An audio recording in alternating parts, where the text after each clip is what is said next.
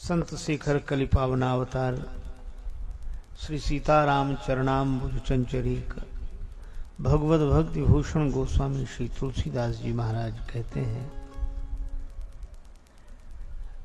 श्री राम जी की तरह शील और स्नेह का निर्वाह करने वाला दूसरा और कौन। को रघुवीर सरिस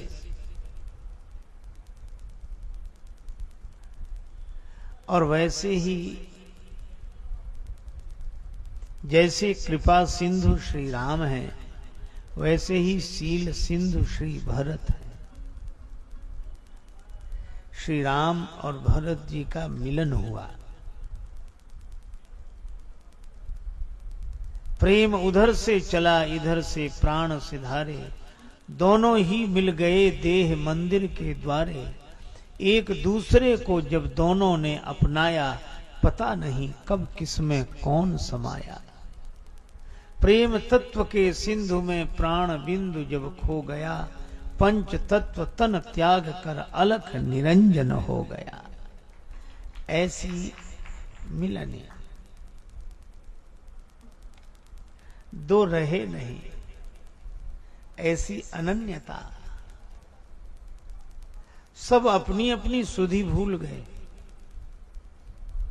को किछु कहाई न को किछु पूछा, प्रेम भरा मन निज गति छूछा।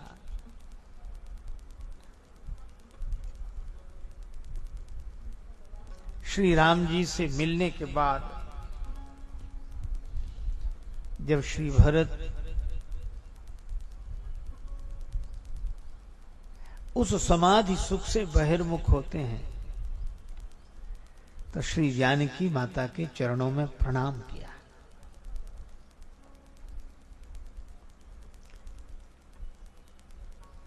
प्रणाम तो बहुतों ने बहुतों को किया होगा, किंतु ऐसा ना तो कोई प्रणम्य होगा और ना कोई प्रणाम करने वाला। जनक नरेंद्र नंदनी श्री जानकी जी के चरण वे चरण हैं जिन्होंने लंकापति रावण के वैभव पर ठोकर लगा दी। मंदोदरी तभी तो कहती है, मैंने जो सहा है अपमान आज वाटिका में, शायद वह सहा हो कभी किसी और नारी ने। मैथिली को प्राप्त करने के लिए मुझको ही दांव पे लगाया, पति मेरे दुराचारी ने।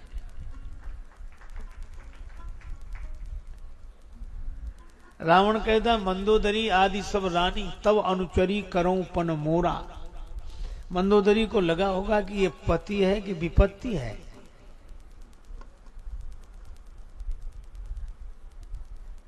किंतु जानकी ने एक बार भी निहारा नहीं, यत्न तो अनेक किए काम के पुजारी ने।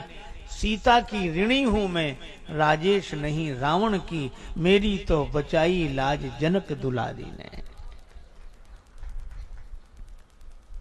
श्री सीता जी ने रावण के वैभव पर ठोकर लगा दी। तृण धरी ओट कहत वैभव, तृण तेरा वैभव मेरे लिए तृणवत तुच्छ है। सुमिरत राम ही तजई जन तृणसम विषय विलास।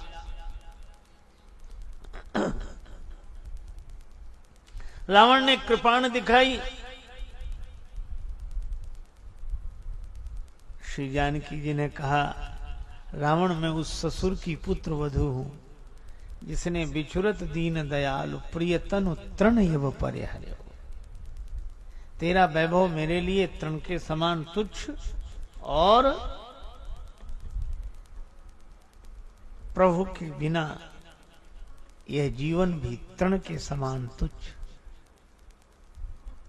तो श्री सीता जी वे हैं जिन्होंने रावण के वैभव पर ठोकर मार दी। श्री जानकी जी के चरण वे चरण हैं, वंदे विदेह तनया पद पुंडरीकम। ऐसी श्री जानकी जी के श्री चरणों की वंदना की गई। ऐसे चरण कहीं नहीं मिलेंगे। लेकिन दूसरी ओर विचार करें, प्रणम्य तो हैं ऐसे चरण, और प्रणाम करने वाला है कौन? श्री भरत।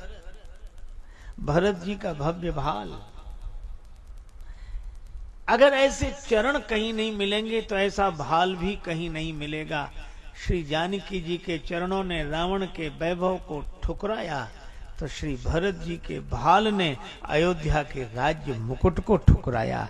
ऐसे अद्वितीय है, न ऐसे चरण न ऐसा भाल। श्री भरत प्रणाम करते हैं। सीता चरण भरत सिर नामा, सीता चरण भरत सिर नामा, सीता चरण भरत सिर भरत चरण भरत सीता सीता चरण भरत सिर नावा, सीता चरण भरत। श्री सीता जी के चरणों में श्री भरत जी ने प्रणाम किया। सीता जी कुछ कहकर आशीर्वाद देना चाहती हैं, पर भरत जी को देखकर कंठ अवरुद्ध हो गया, नेत्र प्रेम जल से भर गए, वाणी कुछ बोल न सकी, नेत्रों से आंसुओं की 4 बूंदें गिर गई। श्री भरत जी सिर झुकाए, श्री जानकी जी के चरणों में पड़े, आंसुओं की बूंद पीठ पर पड़ी, सिर उठाया। सजल विलोचन श्री जानकी जी को देखकर भरत जी निश्चिंत हो गए। सब विधि सानुकूल लखी सीता, भे निशोच उर अप डर बीता। जानकी माता प्रसन्न है तो फिर अब कोई डर नहीं। माता प्रसन्न हो तो पिता तो प्रसन्न हो ही जाते हैं। श्री लक्ष्मण जी भरत जी को प्रणाम करते हैं। भरत जी उठाकर हृदय से लगा लेते हैं। लक्ष्मण जी ने कहा, भैया मुझसे भूल हुई। नहीं नहीं लक्ष्मण, तुम ऐसा मत सोचो। शत्रुघ्न जी श्री जानकी माता को प्रणाम करते हैं, श्री राम भैया को प्रणाम करते हैं और श्री जी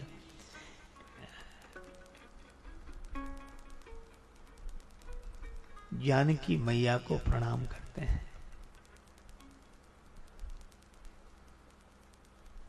सभी मिल गए और ऐसी प्रेम ने दशा कर दी कि कोई कुछ नहीं बोल रहा। प्रेम भरा मन निज गति छूछा,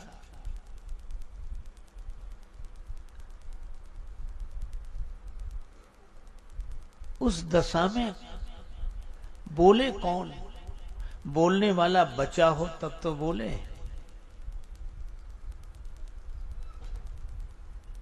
पर उस समय श्री निखादराज बोले। श्री तुलसीदास जी ने इनका नाम केवट लिखा। ते अवसर केवट धीरज धरे, ते अवसर केवट धीरज धरे, ते अवसर केवट धीरज धरे, ते अवसर, ते अवसर धीरज धरे, ते अवसर केवट धैर्य रख के बोले। और उन्होंने कहा, नाथ साथ मुनि नाथ के। गुरुदेव आए हैं, अयोध्या का संपूर्ण समाज आया है। सभी ने कहा, केवट हम सब लोग प्रेम रस में डूब रहे थे, तुम क्यों बोले?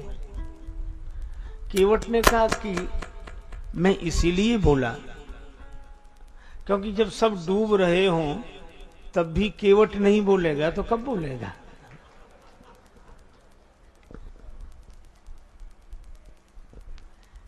केवट बुध विद्या बड़ी नावा। इस रस में डूबकर व्यवहार की उपेक्षा हो जाएगी, इसलिए मैं बोला। और फिर उस पार से इस पार आकर उस पार वालों को सब भूल जाते हैं, केवल केवट ही याद रखता है कि उधर भी कोई है। राम जी ने सुना गुरुदेव आए हैं,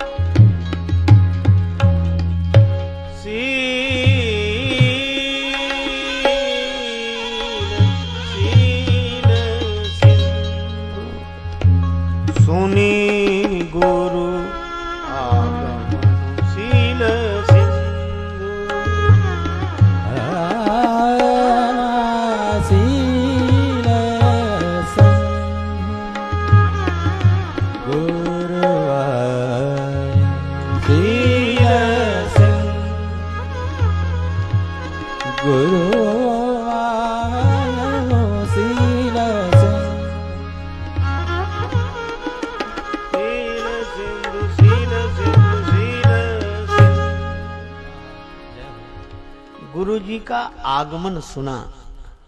किसने? शील सिंधु श्री राम जी ने। और को रघुवीर सरिस संसारा, शील स्नेह निवाहन हारा।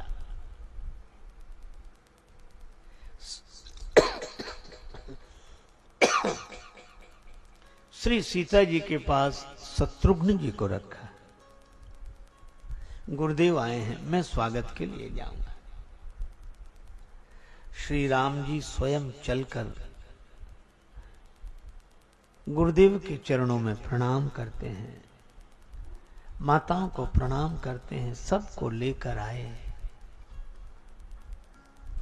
श्री सीता जी ने जब सासु माताओं का दर्शन किया, श्री तुलसीदास जी लिखते हैं, देखी सासु आन अनुहारी। माताओं को जैसे देखा था वैसे नहीं दिखी। श्री जानकी जी ने नेत्र बंद कर लिए, आंसू बरसने लगे। दिल ही तो है न संगो खिस्त, दर्द से भर ना आए क्यों। हृदय है, कोई पाषाण की शिला नहीं है। दिल ही तो है न संगो खिस्त, दर्द से भर ना आए क्यों। रोएंगे हम हजार बार, कोई हमें सताए क्यों।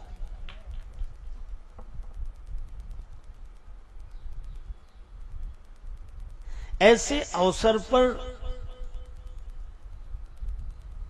हृदय दृढ़ रह सके तो एकमात्र उपाय है ब्रह्म चिंतन, वेदांत चिंतन, परमार्थ तत्व का चिंतन। गुरुदेव ने वही किया। कहे जग गति माइक मुनि ना था। यह जगत की गति ऐसी ही है। सुख पाता रहा जो सदा जग में, उसे आखिर में दुख पाना पड़ा। पछताया नहीं जो कभी भी कहीं, उसे अंत समय पछताना पड़ा। कोई फूल न बाग में ऐसा खिला, खिलके न जिसे मुरझाना पड़ा।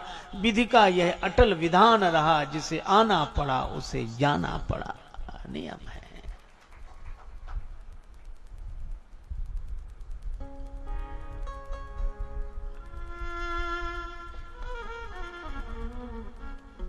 कहे जग गति माइक मुनि ना था। कहे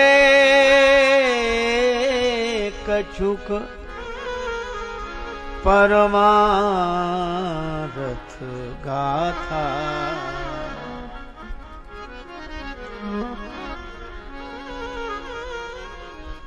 संसार की गति का वर्णन किया।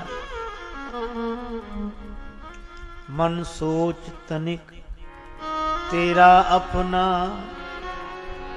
संसार रहेगा कितने दिन। आती जाती इस श्वासा का व्यापार रहेगा कितने दिन।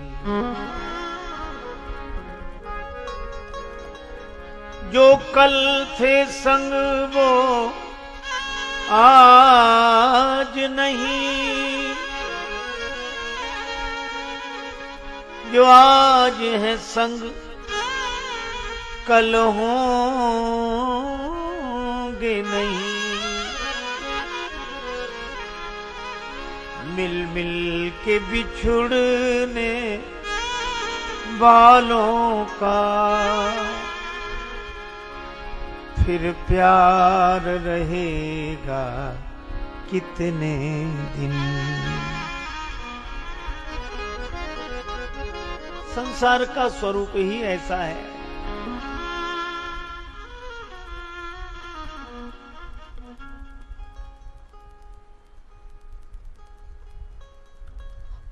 नहीं रहने वाली चीज का वर्णन किया और सतत रहने वाली चीज का भी वर्णन किया।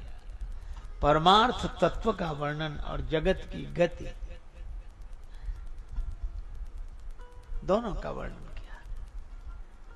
और यह पूर्व भूमिका में कहा गया। उसके बाद नृपकर सुरपुर गवन सुनावा। फिर महाराज श्री दशरथ के देहावसान का समाचार सुनाया, जिसे सुनकर सुनि रघुनाथ दुसह दुख पावा। श्री राम जी अत्यंत दुखी हुए।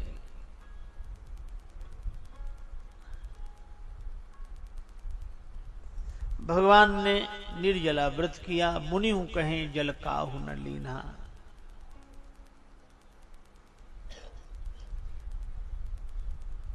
उसके बाद गुरुदेव ने जो आज्ञा दी श्री राम जी वही करते हैं। शुद्ध भये दुई वासर बीते। शुद्ध होने के 2 दिन बाद ही गुरुदेव ने कहा राम जी ने कहा गुरु जी,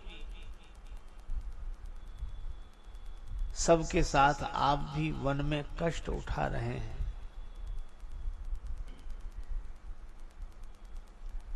कुछ तो निर्णय करें और सबके साथ आप श्री अवध पधारें। गुरु जी ने कहा राम, लोग तुम्हारा दर्शन करके आनंदित हो रहे हैं, तुम्हें पाकर प्रसन्न हो रहे हैं। 2 ही दिन हुए हैं, थोड़े दिन और रुक जाओ। श्री राम जी चुप रह गए।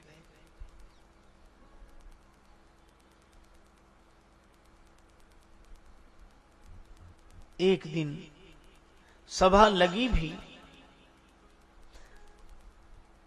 भरत जी अत्यंत व्यथित हैं और श्री राम कह रहे हैं, भरत तुम्हारे जैसा कोई पुण्यात्मा नहीं है। तीनों कालों में, तीनों लोकों में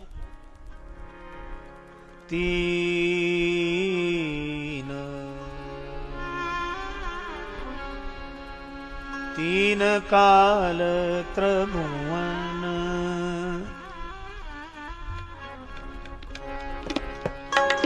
तीन काल मत मोरे, तीन काल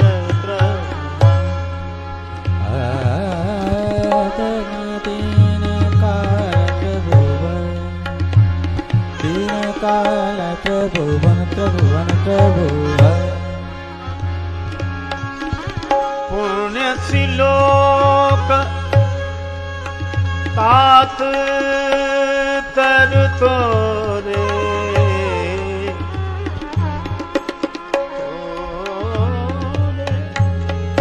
तोरे तोरे तोरे तोरे तीन काल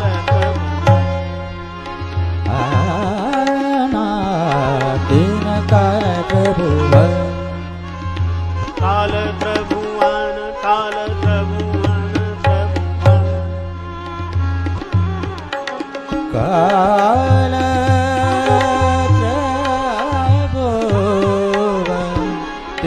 काल प्रभु भय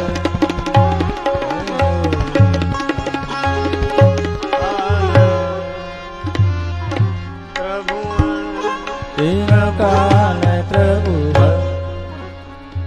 तीनों कालों में, तीनों लोकों में भरत तुम्हारे जैसा कोई पुण्यात्मा नहीं है।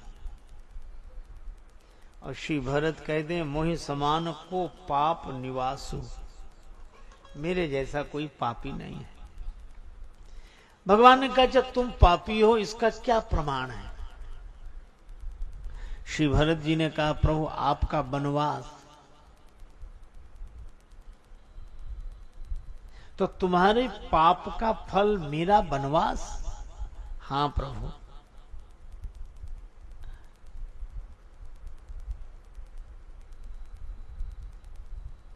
पर भगवान श्री राम जी ने कहा कि मैं जब वन में आया तो महात्माओं का दर्शन हुआ। अच्छा तो यह बताओ महात्माओं का दर्शन पुण्य से होता है कि पाप से? कहा तो गया है पुण्य पुंज बिनु मिलहि की संता। तो मैंने तो यही कहा मौका दरस तुम्हार प्रभु सब मम पुण्य प्रभाव।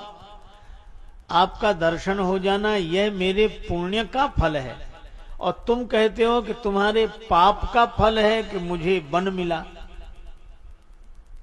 तो एक बात तो तय है भरत, क्या?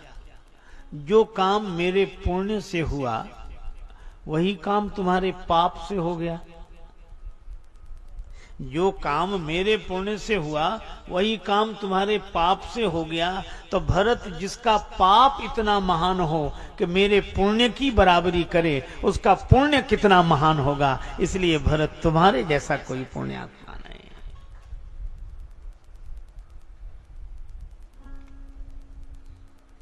और भरत जो तुम्हें कुटिल समझेंगे,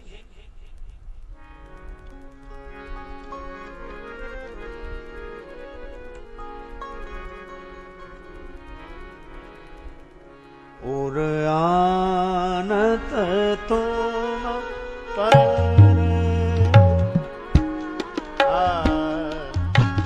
तुम पर उठिला, आनत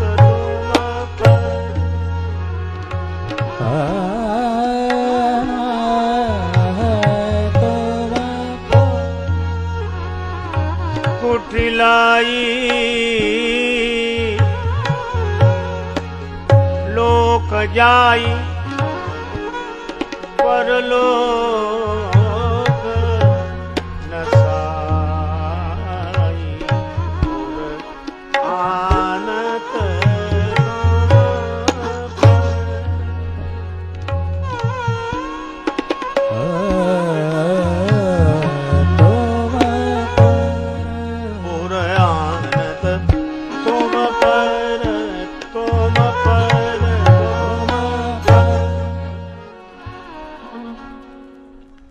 और आनत तुम पर कुटिलाई, जो तुम्हें कुटिल समझ लेंगे भ्रमवश ही सही।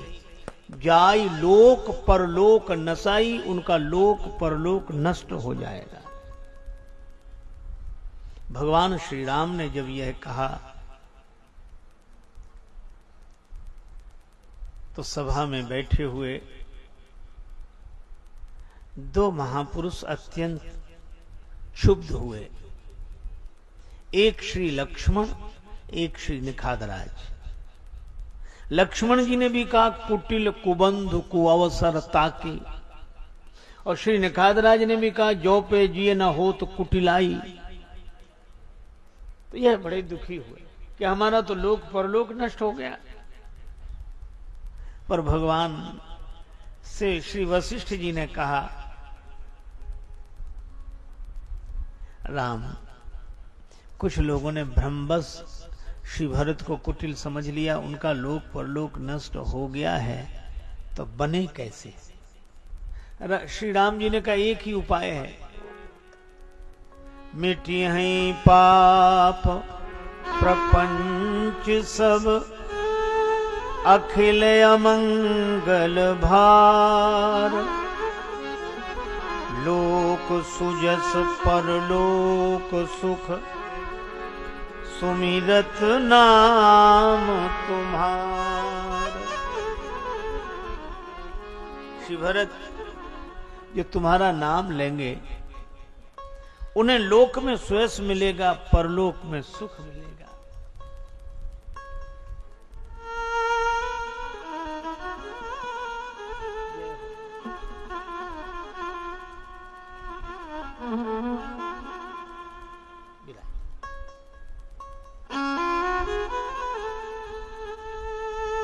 लोक भी बनेगा, परलोक भी बनेगा श्री भरत जी के नाम स्मरण से। भगवान के नाम स्मरण का भी यही फल है। श्री राम नाम कले अभिमत दाता, हित पर लोक लोक पितु माता। और श्री भरत जी का नाम भी ऐसा, लोक सुजस परलोक सुख सुमिरत नाम तुम्हार। ही सप्रेम सुमिर ही सब भरत ही।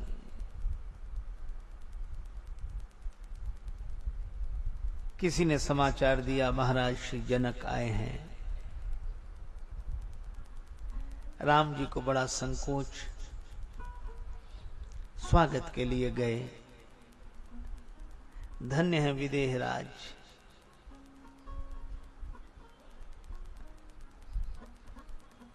कामदगिरी का दर्शन करते हैं, श्री चित्रकूट धाम का दर्शन करते हैं, पुलकित होते हैं। श्री राम जी मिलते हैं, सबको व्यवस्थित रूप से ठहराया गया है। पर राम जी की मैया कौशल्या जी, सुमित्रा जी आदि माताओं को अवकाश है, ऐसा सुनकर श्री जनक राज जी की भार्या माता सुनैना जी का आगमन हुआ। श्री तुलसीदास जी कहते हैं, सावधान सुनी सब सिय सास। सावधान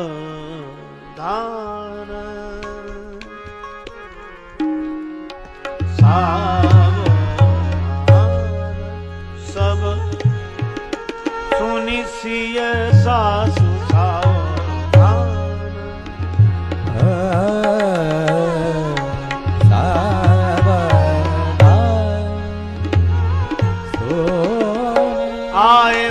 जनक राज रनिवास सावधान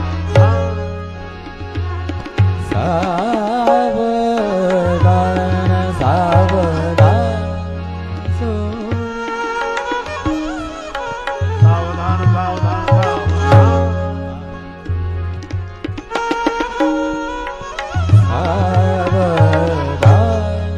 सब सुनी सिय सास।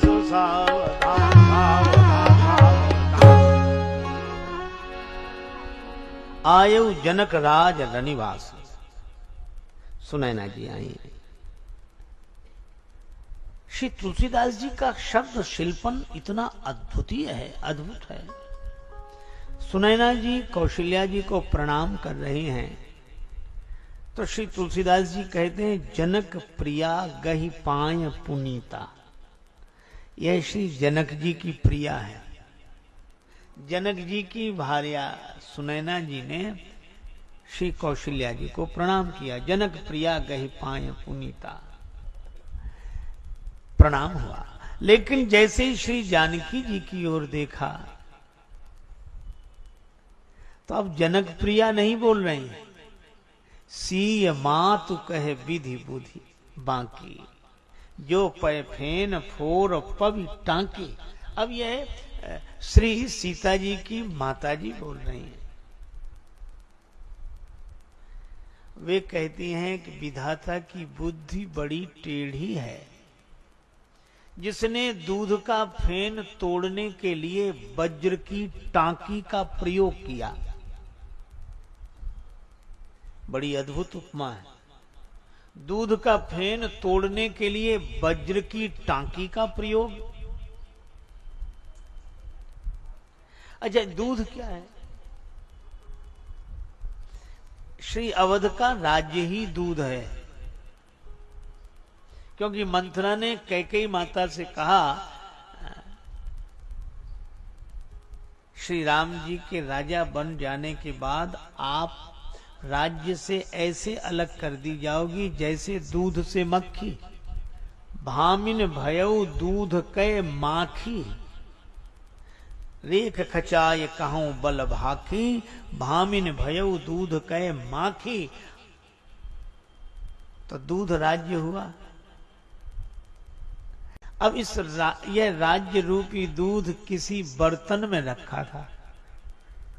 श्री दशरथ रूपी बर्तन में अयोध्या का राज्य रूपी दूध रखा था, दूध भरा था। और इस दूध में एक फैन उठा, बुलबुला उठा। क्या? राम ही देव काल युवराज, कल राम जी को युवराज पद पर बिठाऊंगा। माता कैकेयी चाहती तो फूंक मारकर इस बुलबुले को शांत कर सकती थी, पर उन्होंने फूंक ही नहीं मारी। समझाने वाली देवियों ने कहा, कौशल्या अब काह बिगारा, तुम यही लागी वज्रपुर पारा। जिनके लिए तुमने वज्रापात कर दिया, ये वज्र की टांकी, जो पै फेन फोर पवि टांकी। अच्छा, दूध का फेन तोड़ने के लिए कोई वज्र की टांकी का प्रयोग करे तो स्पष्ट है वह फेन तो टूटता ही है, पर दूध जिस बर्तन में रखा होता है वह बर्तन भी टूट जाता है। महाराज दशरथ का देहावसान होना। अच्छा, बर्तन से बाहर निकलकर दूध फैल जाए तो उस फैले हुए दूध को कोई स्वीकार नहीं करता। श्री राम भी कहते हैं, भरत प्राण प्रिय पावहि राजू, और भरत जी भी कहते हैं, संपत्ति सब रघुपति के आही। न राम जी स्वीकार करते हैं, न भरत जी स्वीकार करते हैं। तो यह विवेक निधि बल्लभा सुनैना जी ने कितनी सुंदर बात एक वाक्य में कह दी। सीय मातु कहे विधि बुद्धि बाकी, जो पै फेन फोर पवि टांकी।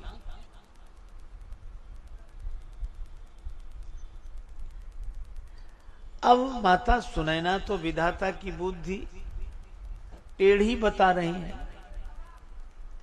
पर देवी सुमित्रा जी ने कहा,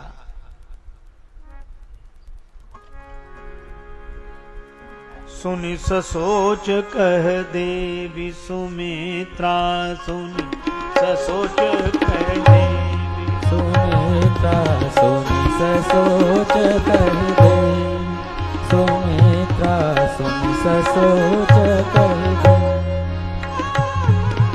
देवी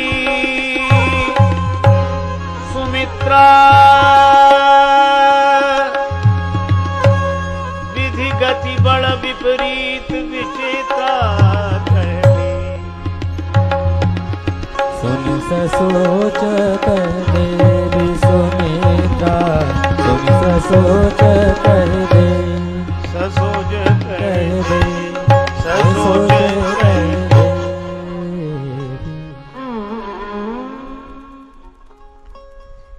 देवी सुमित्रा जी ने कहा कि विधाता की बुद्धि टेढ़ी नहीं, बच्चों की तरह है। क्यों? बालक घर से बाहर खेलने जाते हैं, बालू का ढेर पड़ा है, उसमें अपना पांव डालकर घर बना लेते हैं। दूसरा बालक अपना घर बना लेता है, ईंट को आधी तोड़कर कार बना लेते हैं। हमारे घर में मत आना, ये रास्ता तुम्हारा उधर से, हमारा इधर से। लड़ते हैं, झगड़ते हैं, दोपहर को भूख लगती, एक लात मारते हैं, सब मिट जाता, अपने घर चले जाते हैं। इसी तरह ब्रह्मा जी ने भी यही किया। जो सृज पालई हरई बहोरी, दुनिया का सृजन करना, पालन करना और फिर नष्ट कर देना, ये बच्चों की तरह खेल नहीं है क्या?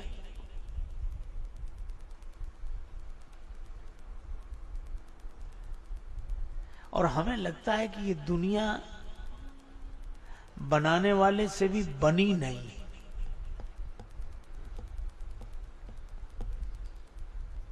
अच्छा, आप कुर्ता सिलवाएं और सही सिल जाए तो उधेड़ना नहीं पड़ता, और गलत सिलाओ तो कहती इसको उधेड़ कर दोबारा सियन लगाओ।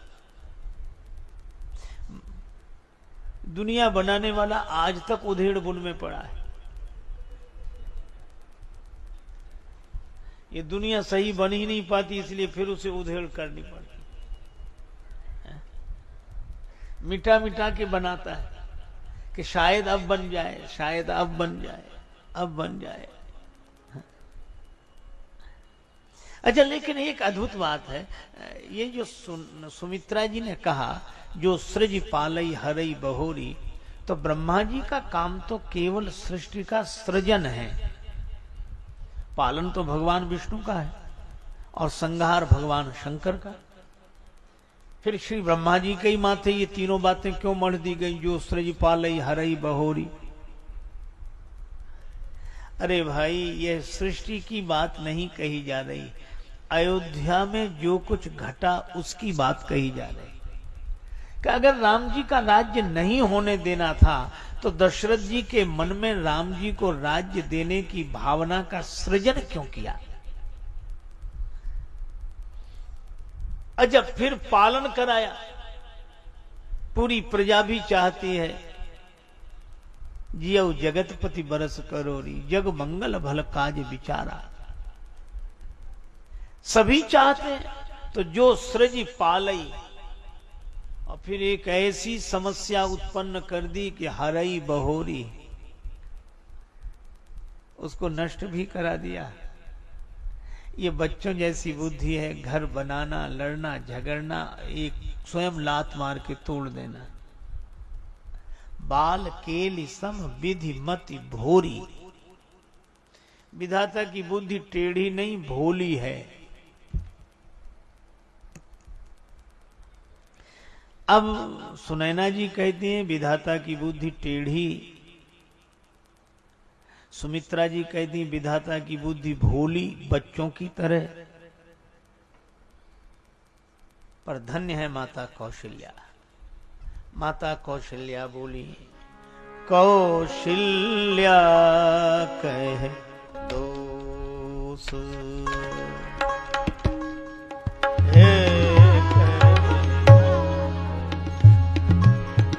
न काहू,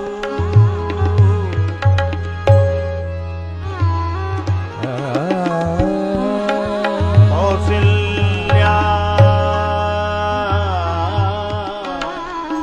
कह दोष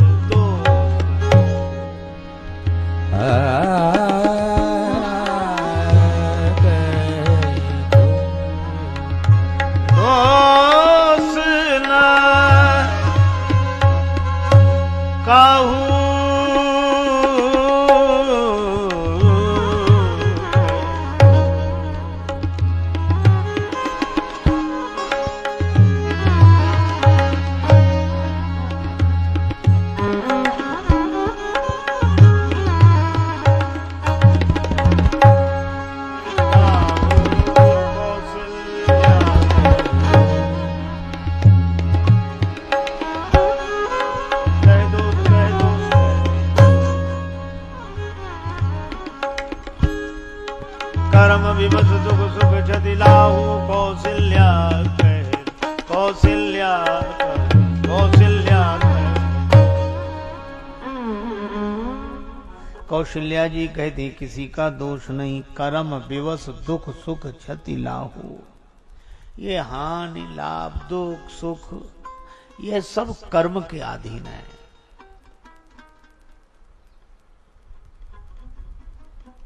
एक राहगीर अपने रास्ते से जा रहा था, आम का बगीचा दिखाई दिया, बड़े सुंदर फल लगे थे। राहगीर ने इधर उधर देखा, बगीचे का माली तो नहीं दिखा, सोचा एकांत है, चला गया। अब फल देखा आंख ने, पर आंख वृक्ष के पास चलकर जा नहीं सकती, गए पांव। पांव फल तोड़ नहीं सकते, तोड़ा फल हाथ ने। अच्छा, हाथ को स्वाद नहीं मिल सकता, फल खट्टा कि मीठा, चखा रसना ने। और आश्चर्य, जिसने चखा उसने रखा नहीं, रखा पेट ने। जिसने देखा वो गया नहीं, जो गया उसने तोड़ा नहीं, जिसने तोड़ा उसने चखा नहीं, जिसने चखा उसने रखा नहीं। देखा आंख ने, गए पांव, फल तोड़ा हाथ ने, चखा रसना ने, रखा पेट ने। इतने में बगीचे का माली आ गया, चोरी से फल खाते हुए देखा, डंडा लेकर आया और दबे पांव आकर पीठ में 2-4 डंडे जमा दिए। पीठ में, पीठ की क्या गलती थी बिचारी, न लेने में न देने में। यह तो बड़ा विचित्र, कोई गलती करे किसी को सजा मिले। एक महात्मा बोले, इस प्रश्न में ही, कहानी में ही तुम्हारा उत्तर है। पीठ पर डंडे की चोट लगी, दर्द हुआ तो सबसे पहले रोया कौन? आंसू कहां से निकले? आंख से। और सबसे पहले फल देखा किसने था? आंख नहीं। तो चाहे जितने चक्कर के बाद मिले, फल उसी को मिलेगा जिसका कर्म है।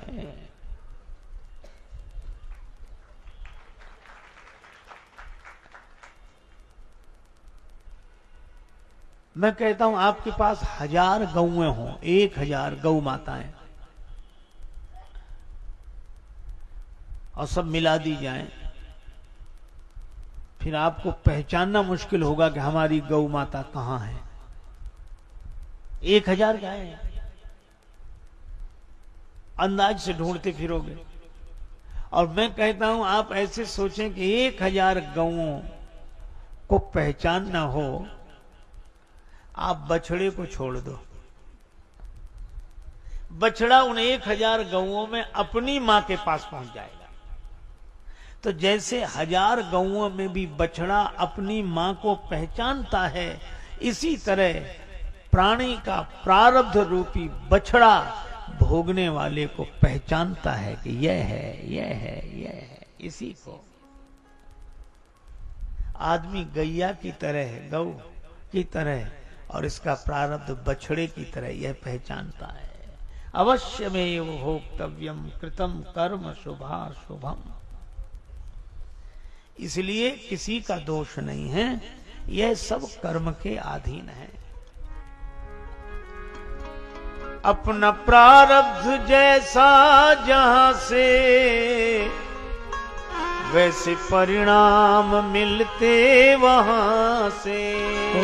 जैसे परिणाम मिलते जहां से, जैसे मिलते जहां से। अपना प्रारब्ध जैसा जहां से,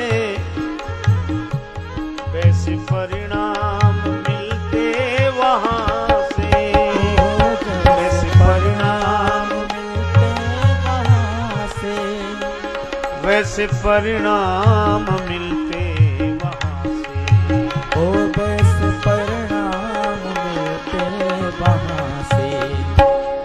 मीठे फल अब लगेंगे कहां से?